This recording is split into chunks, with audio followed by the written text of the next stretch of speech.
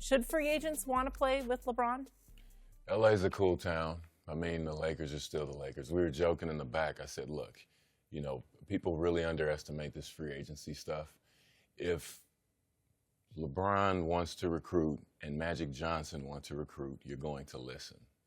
So, yeah, I think it's going to be a top destination. Whether guys choose it or not, that's another thing. But Paul George wouldn't even take a meeting with Magic. Why'd you think that happened, even though LeBron and Magic, he's from the area? He wouldn't even take a meeting. Oklahoma City has a pretty good team. I think he made the right decision, and he's playing great. He's playing great, and you know he noticed that, and I'm sure he saw something with Russ and the team that they could build and wanted to stay there, just like Russ did. How much when you were with LeBron? Obviously, you won 2 championships, but your numbers you were about 22, 23, and 11 in Toronto, 24 some seasons, down to like 18, 17, and your rebounds down a little.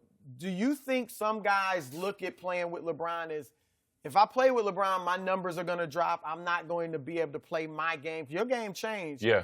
How much of a deterrent could that be to some other stars? Well, I mean, if somebody wants to take that into consideration, if getting numbers is more important, then it's more important. You know, I can attest to numbers not being everything. I know we're living in a numbers-driven world, but numbers don't mean everything. You know, you can still have success and play on a pretty good team. It's just whatever a person wants to do. Was it tough for you, though? I mean, you were still making all-star teams and still getting a lot of publicity. Yeah. But was it tough to play that different role you know, everything kind of ran through LeBron? Of course. Winning is tough. Winning is tough. Even if I was asked to average old numbers, which happened later in my career, that's hard, you know. It doesn't really mean anything to say, okay, I'm 24-12, but, you know, I'm sitting home kind of watching, having playoff parties all the time. It gets overrated, you know. LeBron talked about trying to recruit players, and he said that he couldn't get anybody to come to Cleveland. Did he try to get you before he decided to go to Miami with Dwayne Wade and you? Did he try to get you to come to Cleveland? No. Okay. We played it out. Right. Everybody played it out, yeah. That was the whole process. That's what he was saying, that he couldn't get anybody. Yeah, and can I say, hey, man, Giannis Antetokounmpo for MVP, man. Nobody's talking about Giannis. Over Harden. He's second. Yes. Over Harden. You would pick the Milwaukee Bucks in first right now in the preseason. Would you say the Milwaukee Bucks are going to have home court advantage throughout the playoffs? No, but I wouldn't. Okay. I wouldn't have said James Harden's going to score 40 for sure, and that's amazing. 30 straight games. But I give the nod to Giannis only because they're in first place. He's playing amazing. He's playing great. Giannis Antetokounmpo for MVP, everybody. But Harden doesn't have any help. When I think about LeBron James and guys wanting or not wanting to come and play with him, for me, I just think this era, social media driven, guys want to do it themselves. Yeah. It's not so much about, okay, I feel like I need LeBron to get it done or win championships. They're like, I don't per se need LeBron. Yeah. I want to be the one that does it without LeBron and establish my own team or identity and championships to where I don't have to attach them with the success of such a great player like LeBron. Do you see that?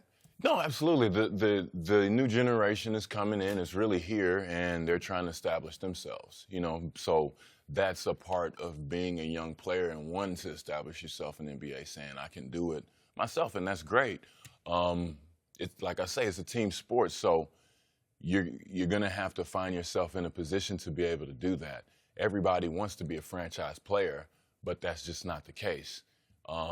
It may be a little construed with social media followings and then a lot of money being, you know, paid to these young guys, so they might think in their head like, oh, yeah, I'm the guy to do this. When you're a kid in the driveway, what do? You count down and you're the one hitting the shot at the buzzer, right? Doesn't always happen. You know, that's not always realistic. It's good to practice it, but it just might not happen. But, Chris, is it also a part where if LeBron wins or the team wins, it's about LeBron, and when you don't win, you're the reason why? Like, it's always been like in Cleveland lately, well, LeBron doesn't have any help. So what do you gain if you go play with LeBron and say you don't win? You kind of get all the blame. Everybody says LeBron's a great player, but he doesn't have any help. Could that deter you from wanting to be a part of something like that? Well, I mean, it just depends on the person. I think it depends on the person, what they want out of basketball. Fact of the matter is, LeBron is a great player, one of the greatest, if not the greatest, to do it. And you have an opportunity to play with a guy like that. You know, it's I always like to compare, with Kobe and Jordan. Same kind of narrative. Do people want to play with Kobe? He's just, drives people just up the wall, and he's competitive, and so is Mike. And it's just always going to be that narrative of if. And, you're going to have to conform to a really good player. KD conformed his game, as crazy as it sounds, around the Golden State Warriors, and it looks amazing. The team moving the ball, and he's probably really good one-on-one. You know what I mean? So it allows him to open up his game, but you do have to conform around great players. That's just no getting around that. If KD or Kyrie or Klay Thompson, Kawhi Leonard, one of these big-time free agents came to you and said, look, I'm considering going to the Lakers. What was it like? You sacrificed numbers. It's going to be LeBron's team. What was it like to play with him, and what advice would you give them? Just play basketball.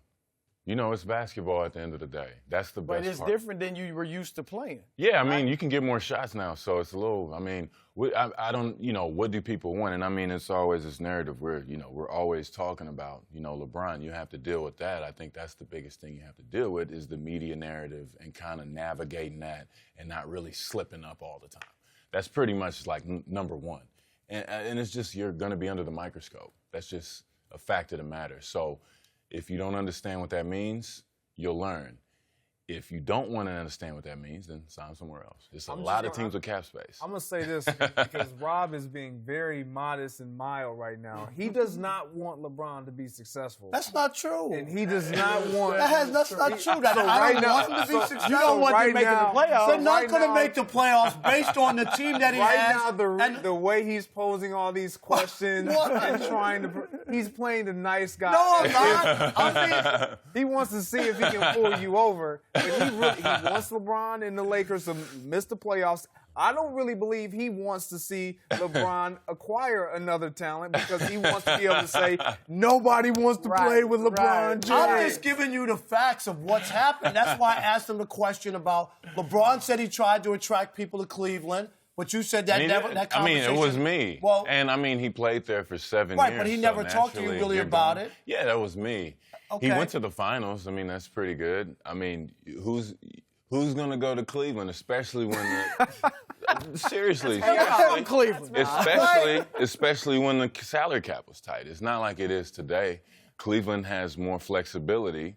Small market teams have more flexibility to pay more. Back then, you couldn't. Who are you going to get? But when you look LeBron, okay, we could talk about his triple-double he had, but he didn't defensively play poorly last night. That's why they weren't able to win, because defensively they couldn't stop the Hawks. And I'm saying even LeBron's come back from injury. They've lost, 2 of the 5 games that he's won, 2 of the 5. 2 of the 5 that he's played in, because remember he rested that 1 game. Mm-hmm. But I'm just saying, when I look at this team, I don't think it's a good team even with LeBron. Like, they have issues. So it's not a shock to me. At one point? No, where are they now? We're not talking about the past. He missed 18. Right now, they're in the 10th seed. So you're a prisoner of the moment. I'm not a prisoner of the moment. I'm talking about real facts, not about what happened. Quickly. Are the Celtics better with or without Kyrie? Ooh, bring him into We've been talking that. Kyrie's pretty good, too. I'm going to say with. Say it to him. He's better. No, right. He's going to say with. Of course. You know what I mean? Because he's Kyrie. Because they are. He has his own shoe, guys. Come on.